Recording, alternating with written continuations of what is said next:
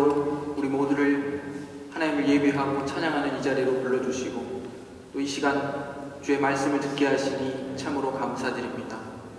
말씀을 기쁨으로 받고 그 말씀대로 살아갈 것을 다짐하도록 성령께서 이 시간 우리를 주장하여 주시옵소서. 감사드리며 존귀하신 예수 그리스도의 이름으로 기도합니다. 아멘. 우리 모두는 대강절 첫 번째 주일을 맞았고 오늘 성찬 예식이 있습니다. 성찬 예식이 있는 주일에 성찬과 관련하여서 함께 말씀을 나누도록 하겠습니다. 한 미국의 목사님이 한국을 방문하셔서 성찬식에 참석하셨습니다. 그리고 그 성찬식에 참석했던 소감을 이렇게 말씀하셨다고 합니다.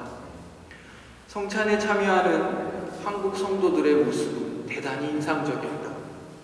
그들은 대단히 진지했고 슬픔에 젖어 있었다. 나는 한편의 슬픈 영화를 보는 것 같았다. 저 역시 어린 시절 그와 같은 그 성찬의 풍경을 기억으로 갖고 있습니다. 제가 20대 때에는 애찬식이 유행이었습니다. 세례받지 않은 자들까지도 참여케 하기 위해서 약식으로 어떤 교제 차원에서 특별히 그 청년들 간에 시행했던 것으로 기억됩니다. 이를 통해서 성도 간의 교제가 강조되고 또 그것이 천국 잔치의 어떤 모델, 어떤 미리 맛보는 천국의 교제 이렇게 이야기되어지면서 우리의 성찬도 이제는 새드 무비, 슬픈 영화에서 벗어나야 한다 이렇게 주장하는 어떤 이야기도 들은 적이 있었습니다. 하지만 우리의 성찬 예식은 어디까지나 그것을 제정하시고 시행케 하신 우리 주님께 기준을 두어야 합니다. 슬프냐 기쁘냐의 문제가 아니라 그 성찬 예식이 의미하는 바가 무엇인지를 분명히 알고 그것에 참여하는 것이 중요한 것입니다. 열심과 감동이 있어도 내용이 없으면 아무것도 아닙니다. 왜냐하면 기독교회는 계시의 종교이기 때문에 기독교와 다른 종교의 차이는 어떤 초월이나 열심과 감동으로 드러나는 것이 아닙니다. 기독교가 계시 종교라는 말은 하나님께서 자신이 어떠한 분이신가를 분명히 알려주시고 어떻게 그 하나님을 섬겨야 하는지도 알려주셨다는 뜻입니다. 그래서 기독교의 신앙의 핵심은 하나님을 아는 것으로부터 시작됩니다. 우리가 믿는다고 할 때 열심히 믿느냐가 중요한 것이 아니라 무엇을 믿느냐가 중요한 것입니다. 여기에 우리 신앙의 차이가 있습니다. 그러므로 우리가 성찬을 거행할 때 우리 믿음의 대상이신 예수 그리스도께 관심을 가져야 합니다. 고린도 교회는 열심히 모였고 성찬에 참여했습니다. 감동과 열심이 있었습니다.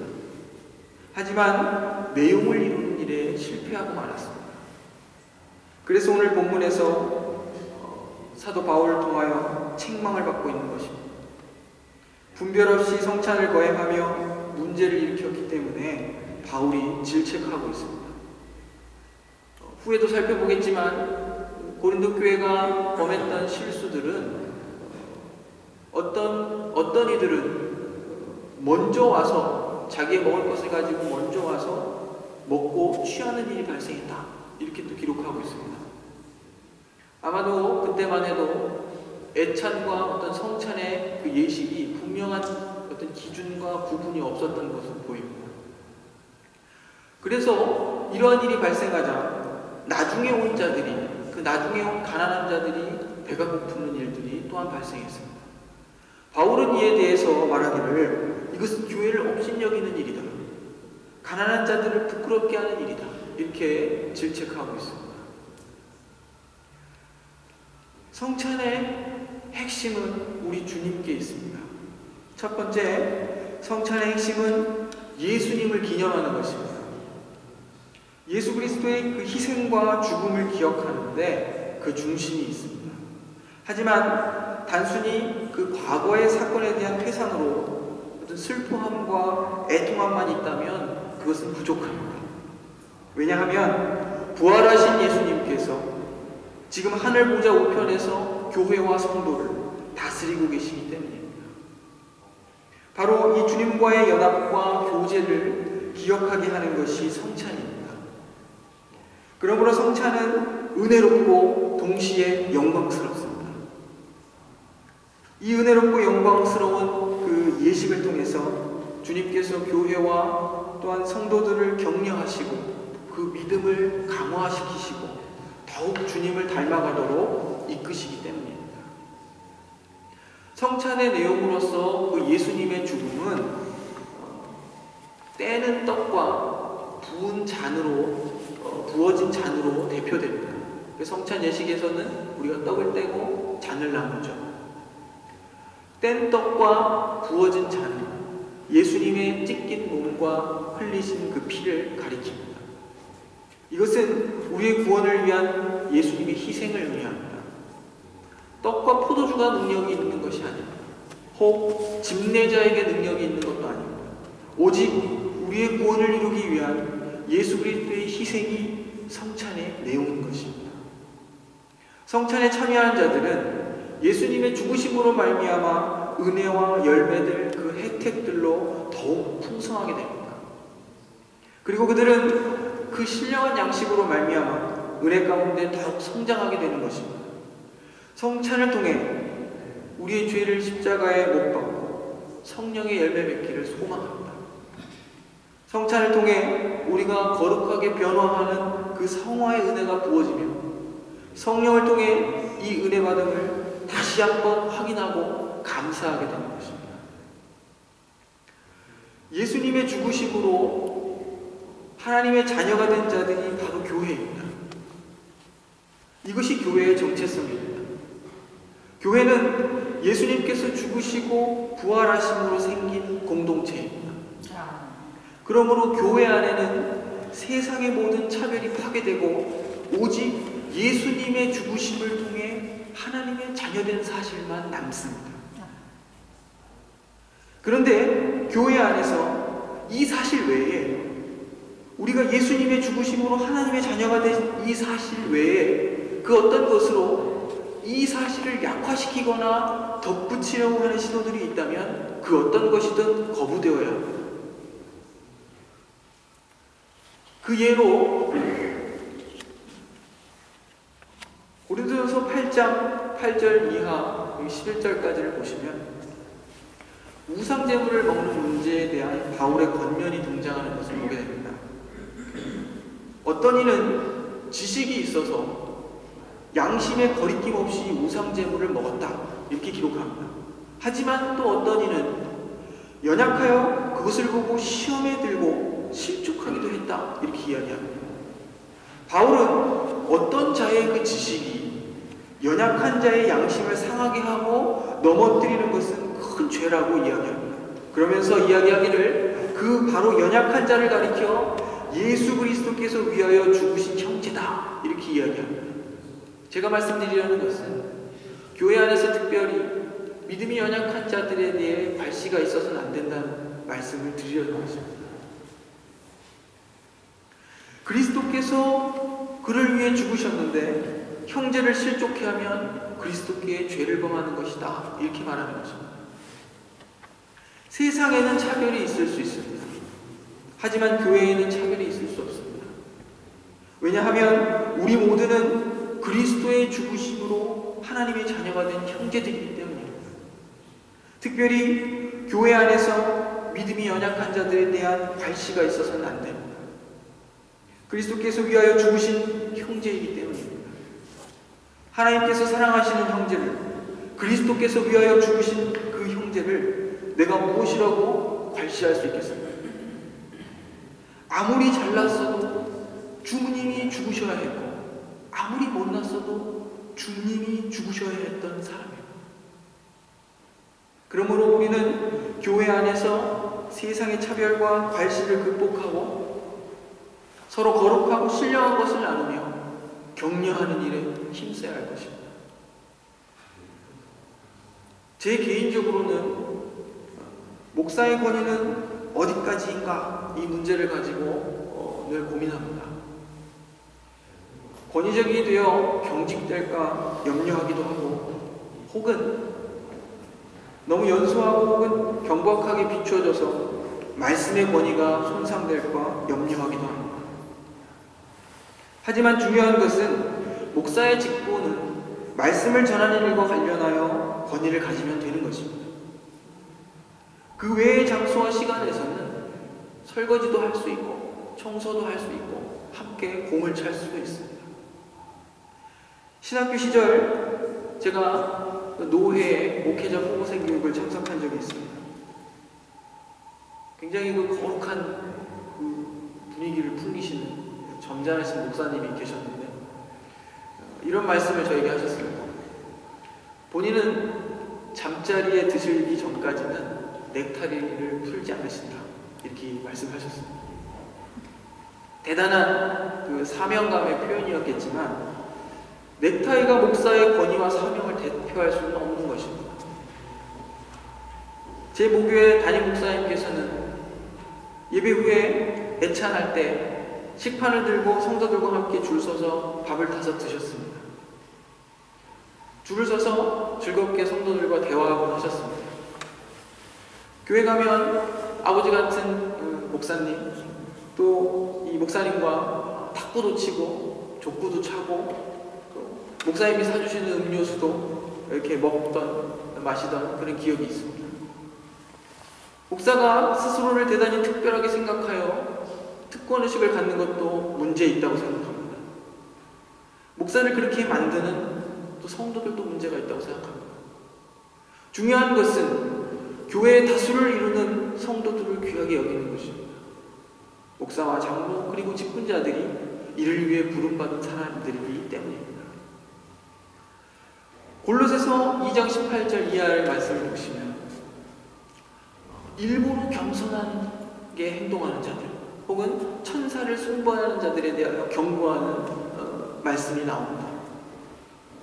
일부러 겸손한다 혹은 또 천사를 숭배한다, 이것은 뭐냐면 금욕주의자들입니다. 금욕주의자들이거나 혹은 신비주의를 좀 그런 자들을 가리킵니다. 바울은 성도들에게 이러한 자들이 성도들의 상을 빼앗지 못하게 하라, 이렇게 권면하고 있습니다. 그 어떤 것도, 이 말은 무슨 뜻이냐면 그 어떤 것도 그리스도로 말미암아 하나님의 자녀된 그 신분에 등급을 매길 수 없다는 것입니다. 교회 안에서 우월을 주장하는 자들의 그 어리석음을 알아야 합니다.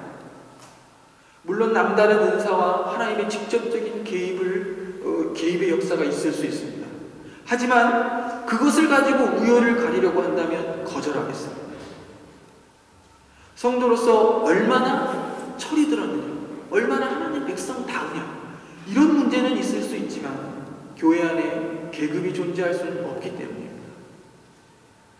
그런데 고린도 교회는 이것에 실패하고 말았습니다. 고린도 교회 안에 그 정황을 얼핏 유추해보면 빈부의 격차가 심했던 것으로 보여집니다. 이러한 사회적 상황이 성찬의 자리에까지 영향을 미쳤습니다. 부자들은 자신의 먹을 것을 가지고 먼저 와서 가난한 자들을 기다리지 않고 배불리 먹고 취해버리고 말았습니다. 가난한 자들과 종들은 그들의 어떤 사회적인 환경 탓에 늦게 참석할 수밖에 없었고 또 배고팠고 부끄러움을 당하게 된 것입니다. 그런데 이 상황에 대해 바울은 교회가 업신여김을 받게 되었다, 지금 이렇게 이야기하고 있습니다.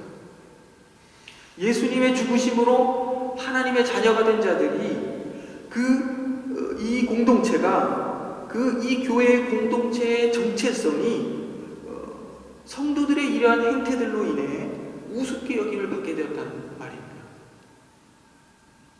우리가 예수님의 죽으심을 기념하는 그 핵심 내용을 상실하고 한 몸으로서 교회에 대한 인식도 실패한 채 이 고린도 교회를 향하여, 이렇게 실패하고 있는 고린도 교회를 향하여 너희가 교회를 우습게 여기고 있다고 책망하는 것입니다.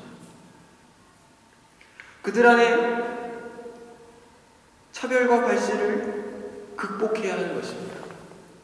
자신들이 예수님의 죽으심으로 하나님의 자녀가 된 사실 외에 그들을 규명할 수 있는 다른 기준과 혹은 조건들은 없습니다. 아무리 잘났어도 아무리 못났어도 우리 모두는 예수 그리스도의 그 죽으심을 통해 새 생명을 얻은 자들입니다. 이러한 의미에서 교회는 하나입니다. 교회는 차별이 있을 수 없습니다. 교회에는 우열이 있을 수 없습니다. 한 몸을 이루는 지체들로서 우리는 서로 다양할 뿐입니다.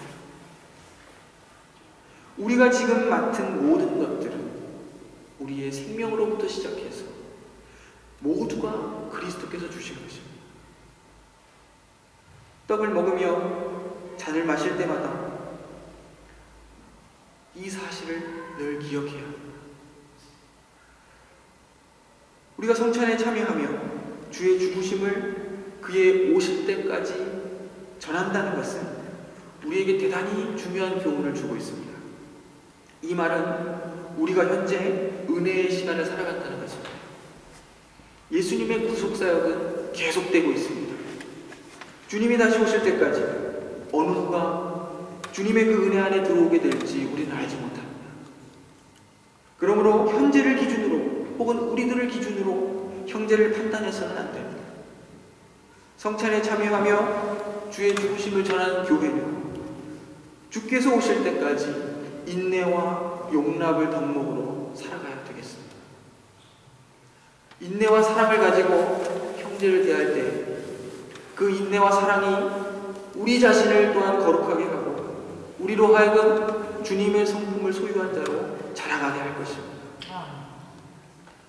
성찬에 참여함으로 우리는 우리가 예수님과 연합하여 살아가는 자들임을 꼭 기억해야 합니다. 그리고 이 예수님과의 연합은 그리스도의 몸으로서 교회의 연합으로 표출되어짐을 늘 기억해야 합니다. 우리는 이제 이 관계의 의무와 특권 속에 들어가게 되었습니다. 새 언약의 일꾼들로서 주의 계명을 쫓아 살아갈 것을 다짐합니다. 뿐만 아니라 서로에 대한 책임도 지게 됩니다. 서로의 다양성을 인정하고 서로를 용납하고 사랑을 가지고 인내해야 합니다. 이 과정에 온유와 성실이 요구되어집니다. 이러한 사실들을 잘 알고 성찬에 참여하게 될 때에 합당하게 주의 몸을 마시게 될 것입니다. 그리고 성찬의 은혜로운 혜택을 함께 누리게 될 것입니다. 기도하시겠습니다.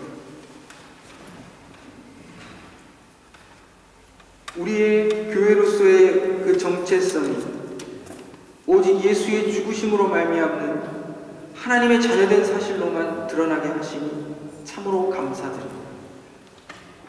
주님 몸된 교회가 오직 예수 그리스도로 말미암는 하나님의 은혜로 인해 차별이 없게 하시고 서로의 다양성을 인정하며 서로를 용납하며 함께 주의 몸을 이루는데 인내와 성실을 보이도록 하시옵소서. 모두가 이 모든 관계에서 책임과 특권을 맡은 자들로서 합당하게 살며 맡은 바 직분을 잘 감당하도록 힘과 지혜를 주옵소서. 예수 그리스도의 이름으로 기도합니다.